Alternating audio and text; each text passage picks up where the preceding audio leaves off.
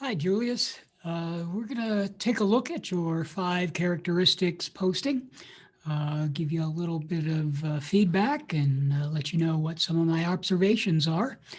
So we'll start by doing a screen share here and get to take a look at what we have.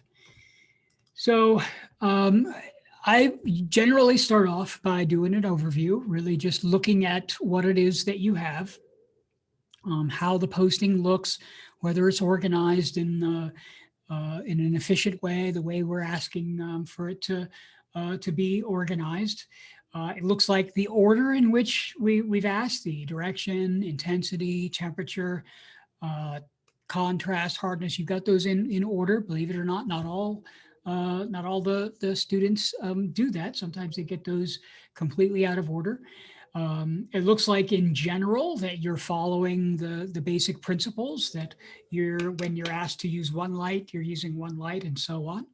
We are missing some labels. We wanted to have you identify, particularly on the direction, what position they are. This helps me to clarify and understand that you know what direction this light is coming from, that you're keeping track of that. There weren't any specific um, uh, uh, uh, directions in terms of identifying the other ones, but direction needed those on there. So go ahead and add those to your posting later on. Intensity looks okay, although some of your images look a little bit what I would identify as flat. And what I mean there is you've got some nice detail in the shadows, but in a lot of cases, the highlights sort of fall off a little bit. In other words, you go from black, but there really isn't any bright or crisp, bright highlights. As you can see here, it goes from darkest dark to maybe mid-tone gray and no real bright highlights. Now, you could pull this off sometimes. Sometimes you can get it to work, but in most cases, you're looking to avoid that. And that really wasn't something we were attempting to do in this. That said, a composition like this, you're doing a really nice job of composition using the entire picture plane. In other words, you're addressing everything from one end of the image to the other. So from this side to the other side, you're using all of the space in a composition like that. You're also paying close attention to the shadows that are being created. You got some wonderful shapes that are happening here. So that's also very good to be paying attention to on direction.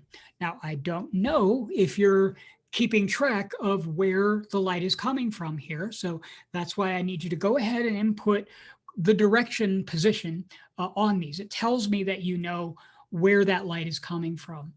Even when you're doing something like this, I think you're doing a pretty good job of taking up the whole space. Using the entire space doesn't necessarily mean it's a close-up. It doesn't necessarily mean things have to run off the edges.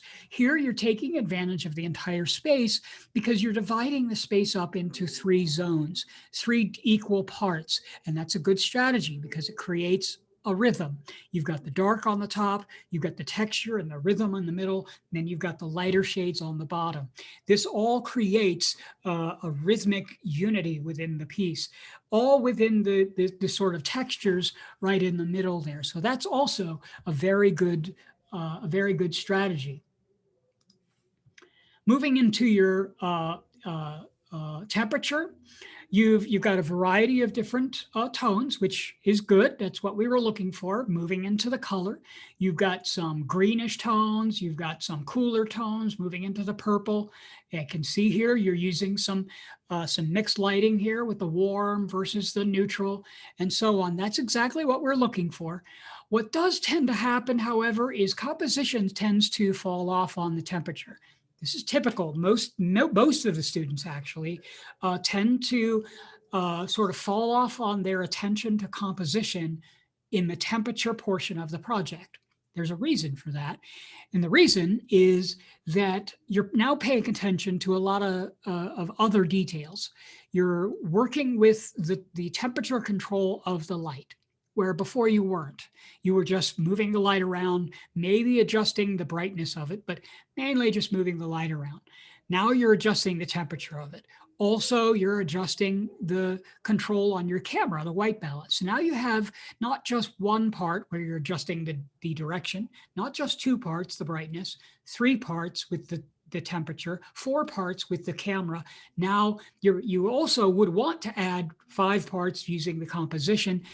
Something tends to start to give. And what we see is the composition. Now, I don't think you've fallen off the edge with composition here, but what I am seeing is this repetition where you sort of stopped composing. You have an arrangement here and you took a picture of it and then you altered the color and you took the picture again.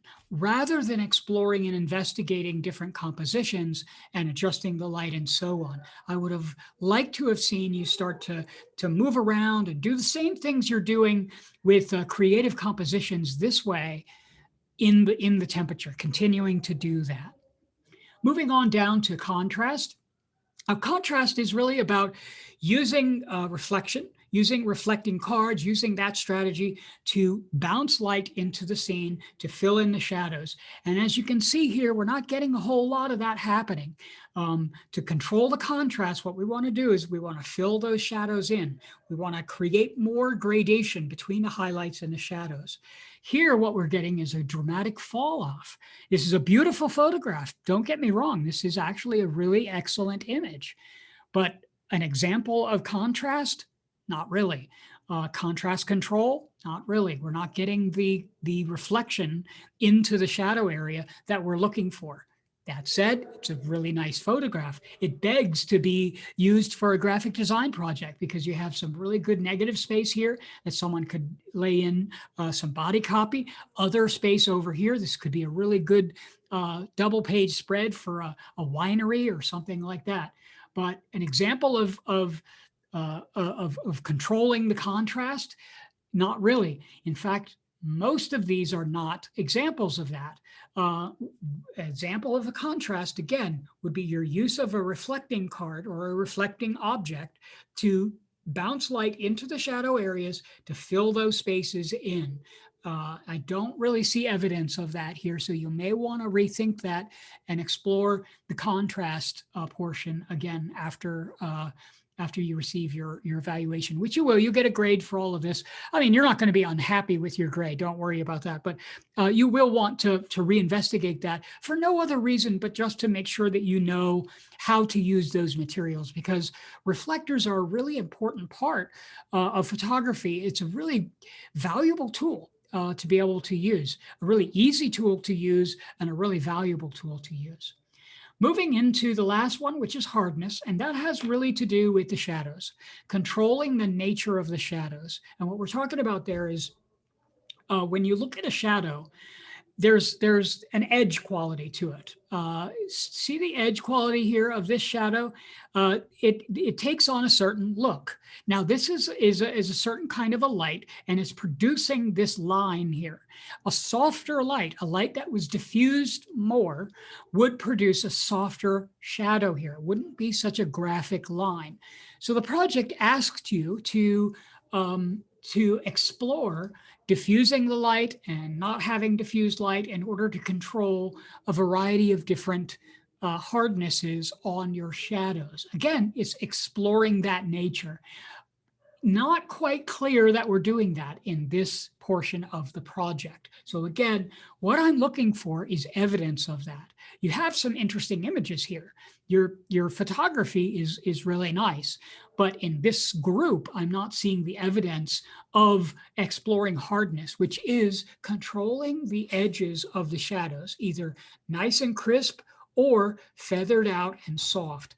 That's going to be controlled by diffusing the light sources, by having some sort of translucent material that scatters the light. You put it in front of the light, and what it does is it scatters the light a little bit and softens the edges of the shadows. So that's going to improve your imagery here.